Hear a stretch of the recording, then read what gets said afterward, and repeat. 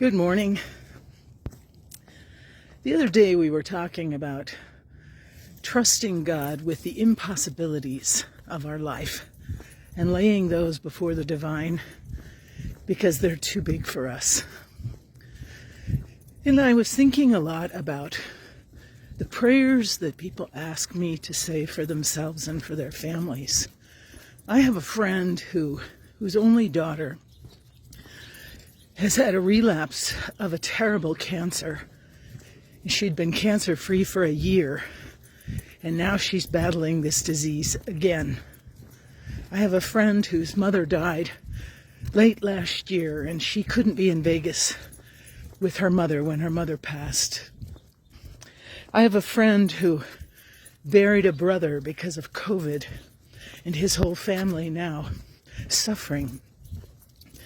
I have a friend who lost her son, and I taught the daughter, and so the daughter lost her brother, and I think of them and pray for them. There's so much suffering in the world. I think of the nearly 400,000 people who have died in this country. The grief that we are carrying, the remorse, the regret, the pain as a country is enormous. It's not to be dismissed. And when I think of these individuals and I offer to pray for them, sometimes you might wonder, what's the value of prayer? Like, what good does it do?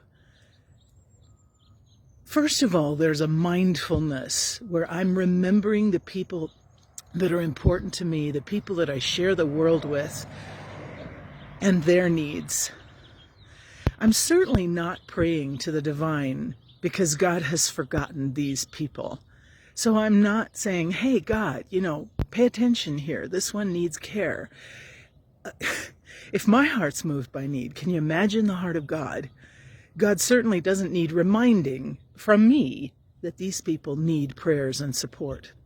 But I think what happens is that when these good people we share the planet with, when my friend who's facing her daughter's reoccurrence of cancer, the desperation she feels and the lack of hope, my prayer for her is a kind of holding the field, right? What do I mean by that? Holding the space for her hope, which is waning at times. The people in your life, their hope waning, like hard to be hopeful. So by praying for them, step into this space where their hope would exist if it could. I hold that field of hope. I hold that field of forgiveness. I hold that field where they're feeling that grief. And I hold it for them. They might not be in a position where they're hoping anymore, but definitely I can hold that hope for them. And so this prayer, this place of prayer in my life for others is really about walking with one another.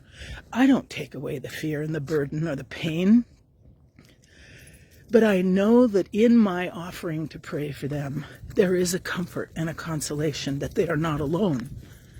Of course, God would never leave us alone, but sometimes God feels far away. And so God relies on the care and love that we have for one another to be those hands and feet, to hold that field, to be that person of hope and care and love. So if you need prayers, put them down here below this video, and I promise to pray for those intentions that are in your heart.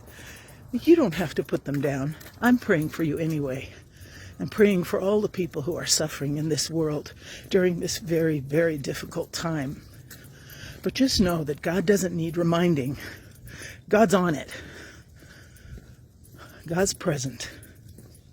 But I'll hold the field for your hope and your forgiveness and your love until you can find it yourself. Let's bear with one another and bear kindly with one another. That's the whole point of being family.